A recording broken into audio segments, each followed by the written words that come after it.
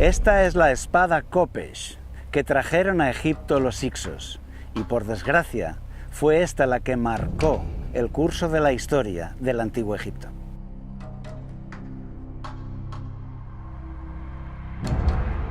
En Egipto, en la excavación de Avaris, se encontró la estatua destrozada de un gobernante semita. Al reconstruir la estatua, vemos que no viste como un egipcio.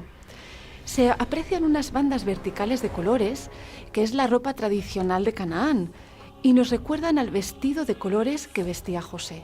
Han sido encontrados varios sellos de barro en las ruinas de Avaris. Según estos sellos, uno de los aristócratas hicsos se llamaba Jacob. ¿Será el patriarca Jacob de la Biblia? La mayoría de expertos creen que los israelitas no estuvieron en el Antiguo Egipto. Una cuestión importante, porque si los hebreos no estuvieron en Egipto, entonces el relato del Éxodo nunca sucedió. Pero entonces tampoco existió Moisés. Y si no existió Moisés, tampoco recibieron los 10 mandamientos. Esto es demoledor para la creencia en la Biblia.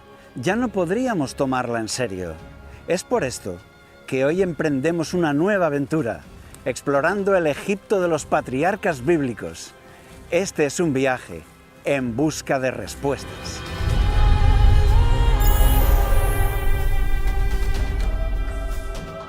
Viajamos al Egipto central. Aquí el contraste es brutal entre el desierto y la zona fértil junto al río. Aquí se encuentran las tumbas de Beni Hasan. Fueron excavadas en la roca para los nobles egipcios y decoradas con pinturas. Allí dejaron constancia de su cargo, de sus logros personales y de sus mejores amigos. Esta es la tumba del gobernador Khnumhotep II, del siglo XX a.C. Es el tiempo del patriarca Abraham. En las paredes de esta tumba, él mandó pintar una caravana de inmigrantes con un aspecto diferente al de los egipcios. Visten ropas con bandas de colores, llevan barba, son pastores y tienen muchos hijos. Son los semitas y vienen de Canaán. Sus ropas nos recuerdan a la túnica de colores que Jacob le regaló a su hijo José en el relato del Génesis. El que lleva un antílope y una vara de mando lleva su nombre escrito, Apsa, y su título, Ixo, gobernante extranjero. Están como llegando de su viaje y encontrándose con Khnumhotep. Me gusta imaginar el encuentro. Quizá él le dijo: «Quédate aquí unos días, tengo pastos y agua para tu ganado. Cuéntame las noticias de Oriente». Se dan un gran abrazo y Apsa le entrega exóticos regalos, mirra de Arabia, perfumes e incienso de gran calidad. Estas pinturas son una prueba de que los pobladores de Canaán ya emigraban a Egipto desde tiempos de Abraham, tal y como lo dice la Biblia. Esto significa que el relato bíblico encaja perfectamente con la historia secular. Aquellas personas vivían así. Esto se sabe ahora gracias a estos descubrimientos, pero ya estaba escrito en la Biblia desde hace milenios. Hubo entonces hambre en la tierra, y descendió Abraham a Egipto para vivir allí. Otro hallazgo espectacular fue el llamado papiro de Brooklyn. Se trata de un papiro egipcio de la época de la Edad de Bronce. Es el listado de trabajadores de una gran propiedad. Muchos de ellos son esclavos. Allí aparecen muchos nombres semitas, no egipcios. Algunos nombres de la lista son típicamente hebreos, como Isacar, Aser, Menahem, Sifra. Son nombres que encontramos también en los personajes de la Biblia. Nos hallamos ante una prueba irrefutable. Todos los expertos están de acuerdo en que el papiro de Brooklyn muestra esclavos con nombres israelitas en el antiguo Egipto, pero casi nadie quiere relacionarlos con los esclavos de la Biblia en el Éxodo. El papiro de Brooklyn fue escrito en el siglo XVII a.C., dinastía XIII. Es justo el tiempo cuando la Biblia coloca al joven José vendido como esclavo hebreo en Egipto. Impresionante. Sí que estamos encontrando evidencias que nos demuestran que aquel mundo antiguo era exactamente así como lo cuenta la Biblia. Nos vamos ahora al norte del país, una región muy rica en agua, agricultura y ganado. Las fértiles tierras del delta del Nilo siempre fueron deseadas por los pueblos de Canaán, porque aquí encontraban abundancia y riqueza. Hubo oleadas de emigrantes semitas a Egipto, una situación parecida a la de hoy en la frontera entre México y Estados Unidos.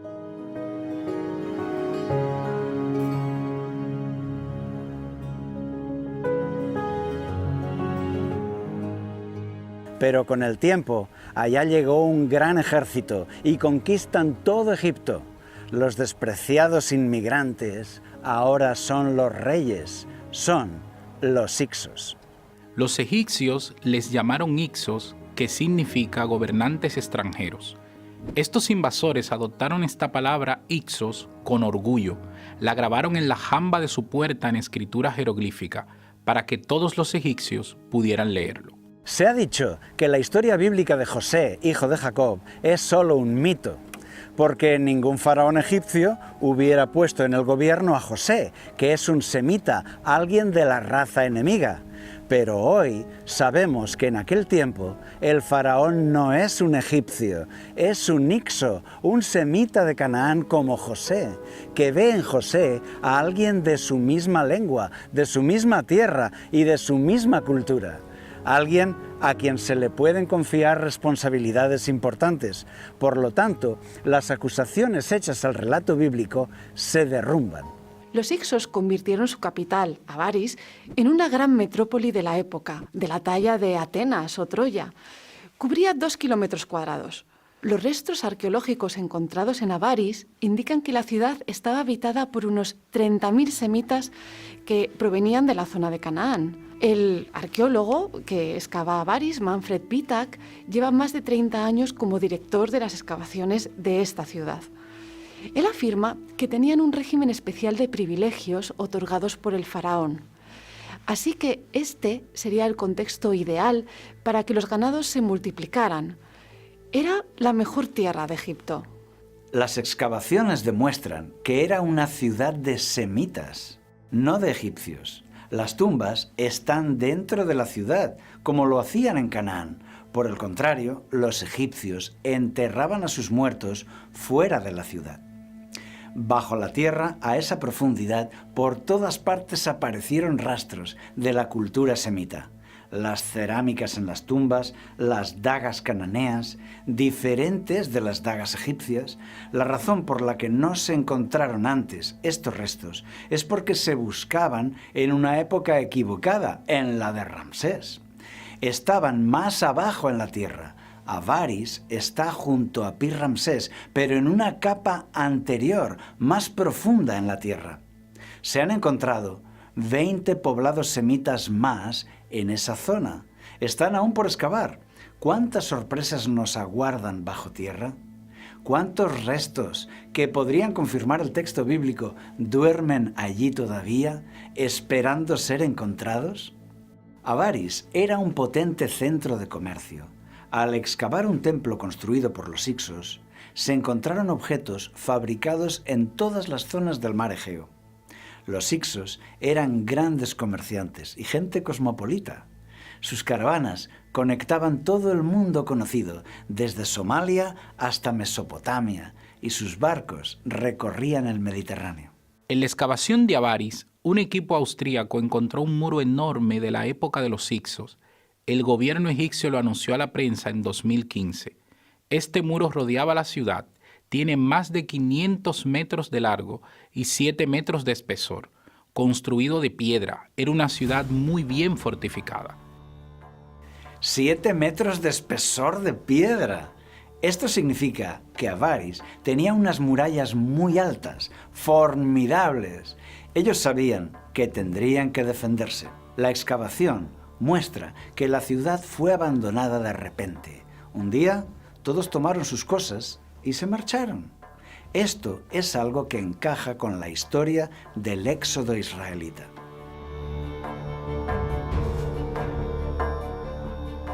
Se ha excavado una casa grande, típicamente cananea.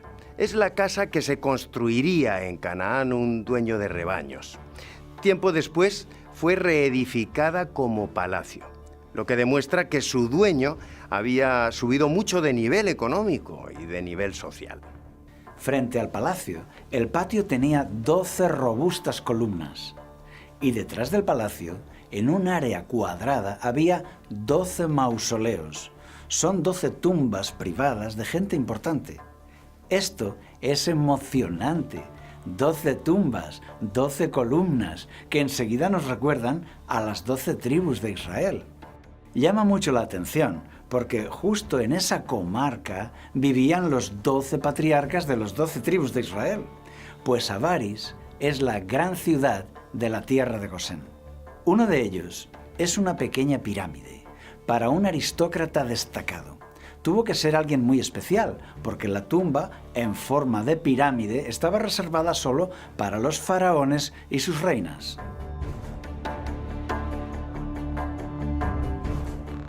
En esta pequeña pirámide se encontró una estatua destrozada de un gobernante semita. En su ropa tiene los restos de bandas verticales de colores. Al reconstruir la estatua, vemos que no viste como un egipcio.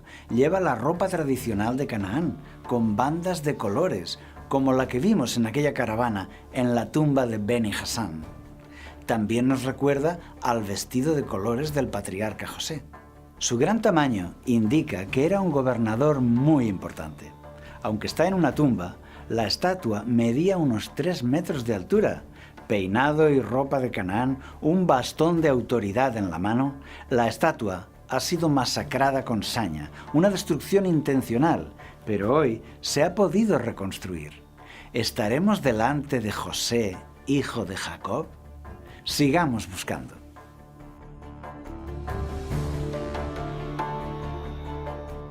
Los sellos antiguos tenían letras y dibujos que identificaban a su dueño.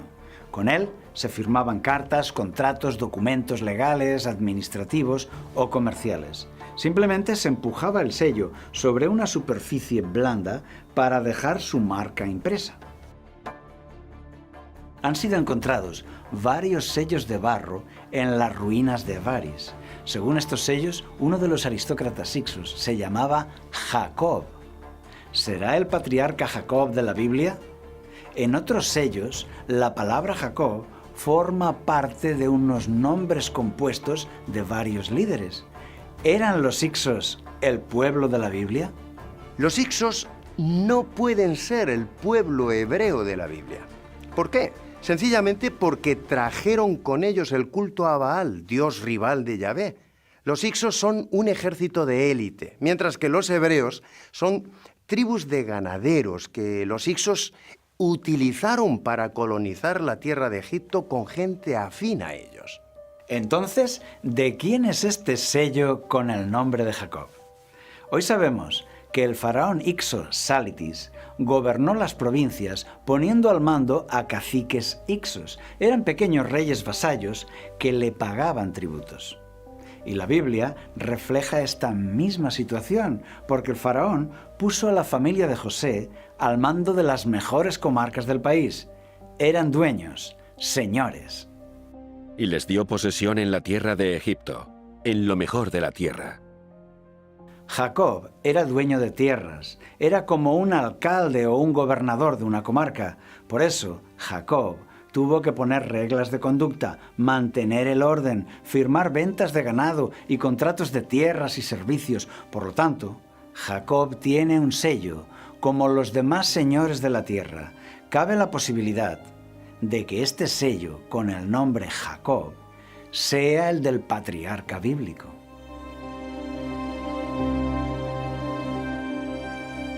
Otros sellos más sofisticados eran cilíndricos y se hacían rodar sobre la arcilla para dejar una marca panorámica más grande. El mismo equipo austríaco, dirigido por Manfred Bietak, desenterró algo en el suelo de aquel palacio de Avaris. Es un misterioso sello cilíndrico. Le llaman el sello de las 12 tribus. Según el experto Ravid Barron, se reconocen en este sello los símbolos de al menos 6 tribus de Israel. La Biblia muestra que hay un símbolo para cada una de las 12 tribus, tomados de los discursos de bendición de Jacob en Génesis 49 y de Moisés en Deuteronomio 33. Judá es el león, según Génesis 49:9. Cachorro de león, Judá, se echó como león. José es el toro, según Deuteronomio 33:16. De primogénito de toro es su gloria, y sus astas como astas de búfalo. Y así, siguiendo los símbolos de cada tribu que aparecen en la Biblia. Rubén es las olas del mar. Zabulón es el barco. Leví es el ave. Dan es la serpiente. Aser, la rama de olivo. Aquí el símbolo más grande es el toro de José, el aristócrata principal. Y está justo encima del símbolo de Rubén, puesto que Rubén era el primogénito, pero fue desplazado por José. Y en el sello aparece justo debajo de José. Refleja justo lo que está escrito en la Biblia. Rubén, tú eres mi primogénito. Impetuoso como las aguas, no serás el principal. Por todo esto, el investigador Rabbi Barron afirma: este no es otro que el sello de la casa de José durante la estancia israelita en Egipto. Si eso fuera así, sería la evidencia arqueológica definitiva para confirmar la Biblia con pruebas materiales.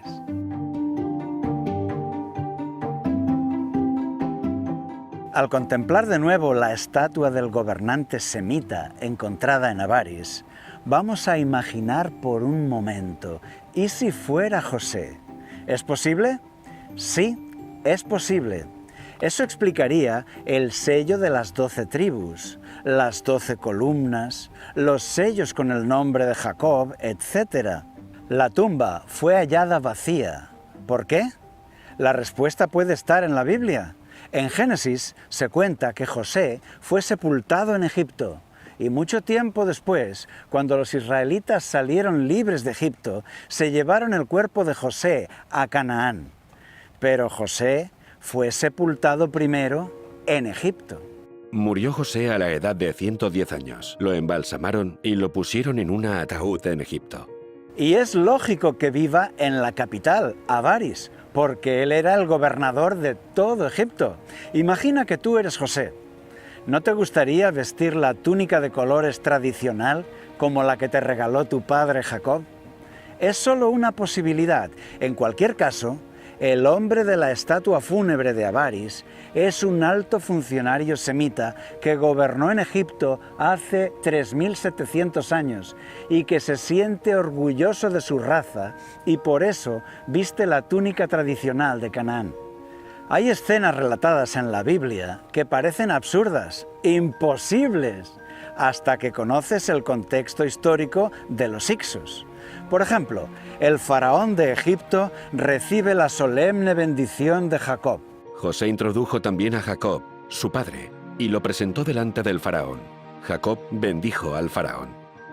En Egipto, el faraón era Dios en la tierra, el hijo de Ra, pero aquí recibe la bendición de un anciano pastor extranjero. Esto para muchos es imposible de creer. Pero claro, todo cambia cuando sabes que el faraón es hicso, de la misma cultura semita que Jacob. Los dos hablan la lengua de Canaán.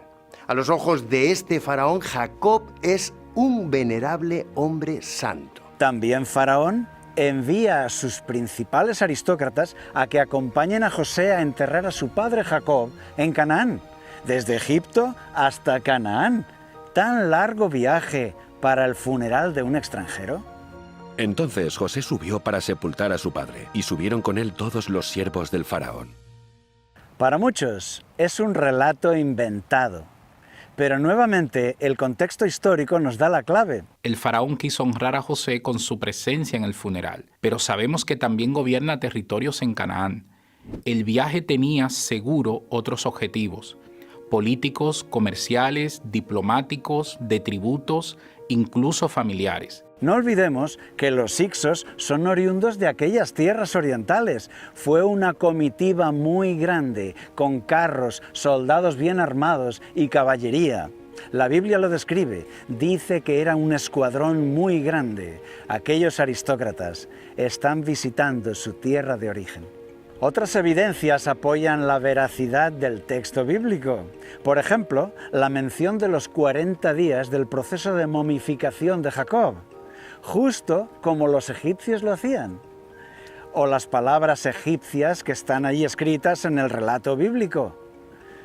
También los arqueólogos han encontrado que justo en el siglo XVII a.C., todas las tierras y ganados pertenecen ahora al faraón y el pueblo no tiene nada, justo como lo explica la historia de José en el Génesis, cuando todos entregaron sus tierras y ganados al faraón a cambio de alimento.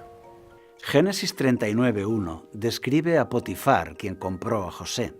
Dice literalmente: un oficial de Faraón, capitán de la guardia, un hombre egipcio.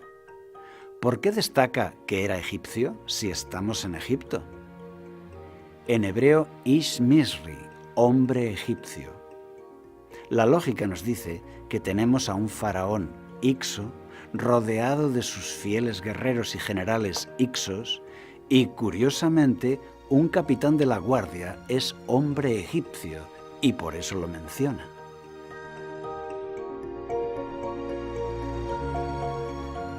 Podemos imaginar el odio de los egipcios hacia los hebreos.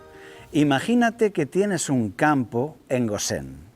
Un día vienen los soldados hicsos y te dicen que tu tierra ha sido dada a los hijos de Jacob, que tú tienes que marcharte o quedarte bajo las órdenes del clan de Jacob.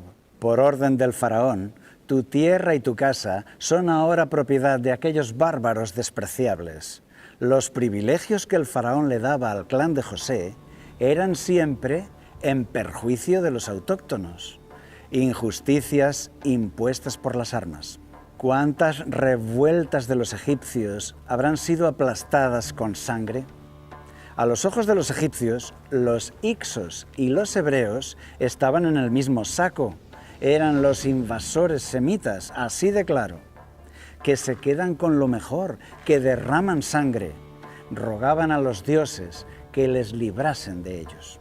Llegó el día en que los egipcios se hicieron con el control del sur del país, pusieron su capital en Tebas y le plantaron cara a los hicsos. Ahora tenemos dos capitales enemigas, Tebas en el sur y Avaris en el norte. Los egipcios no descansaron hasta derrotar a los hicsos y expulsarlos de Egipto. Pero ahí está Avaris, la ciudad rebelde que resiste una y otra vez a la furia del rey de Tebas. El faraón Seqenenra, rey de Tebas, copió las artes militares de los hicsos y se enfrentó a ellos con todas sus fuerzas. Su gran valentía no fue suficiente. Seqenenra fue derrotado, capturado y ejecutado. Su momia muestra los golpes de la espada Kopesh. Los que prepararon su momia rellenaron las heridas y las cubrieron, pero el paso de los siglos las ha abierto de nuevo. Los expertos forenses que han estudiado el cuerpo declaran que él debió estar de rodillas, con los brazos atados a la espalda, ante el rey de Avaris. Es la escena clásica del rey ejecutando al enemigo, la escena más representada en muros y templos del antiguo Egipto.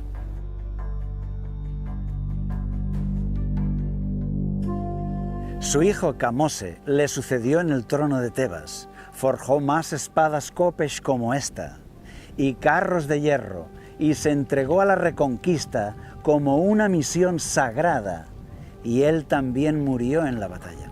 Pero le sucedió su hermano, Ahmosis I, decidido a vengar la muerte de su padre y de su hermano, y esta vez Tebas venció.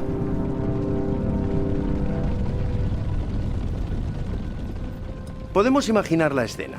Los egipcios toman la ciudad, destruyen todas las estatuas de reyes y dioses extranjeros, como esta del gobernante semita, y tratan de borrar de la historia aquella vergonzosa época, un siglo de dominio hicso. Cuando Avaris fue reconquistada por los egipcios, los hebreos fueron condenados a la esclavitud por haber colaborado con los hicsos. Ahora, ellos son propiedad del faraón Ammosis I, quien descargó contra ellos su venganza. Los hebreos son allí forzados a construir grandes almacenes junto a Avaris, la ciudad granero llamada Pi-Ramesés, que menciona el texto bíblico. Este es el faraón enemigo que menciona la Biblia.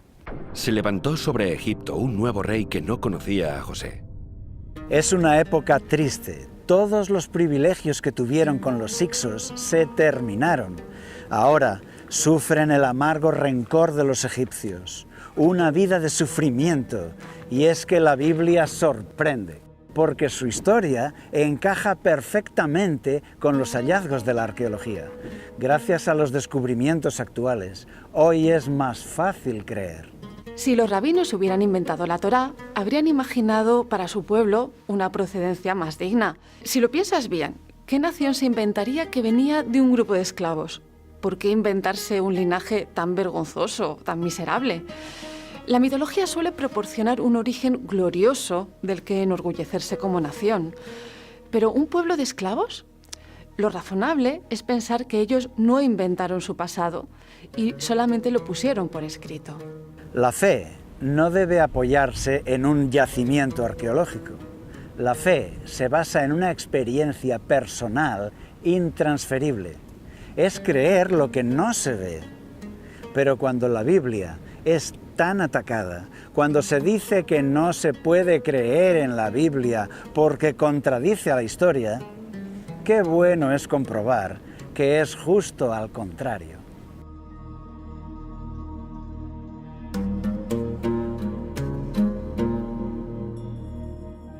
Hemos salido en busca de respuestas y las hemos encontrado. Avaris fue la gran capital de los hicsos, los semitas que sometieron a Egipto en el tiempo de los patriarcas bíblicos. Allí, la estatua del gobernante semita nos transporta a la historia de José. Los sellos con el nombre de Jacob, las 12 tumbas, el palacio semita y su patio con 12 columnas robustas, el sello de las 12 tribus son pruebas palpables de que aquellos hombres orientales vivieron en Egipto. Guerreros hicsos y colonos hebreos, justo en el tiempo cuando la Biblia los sitúa allí. Ahora, además del texto, tenemos el contexto y resulta fascinante. Nuestro viaje de hoy termina aquí, pero nos veremos en la próxima aventura de La Biblia Sorprende.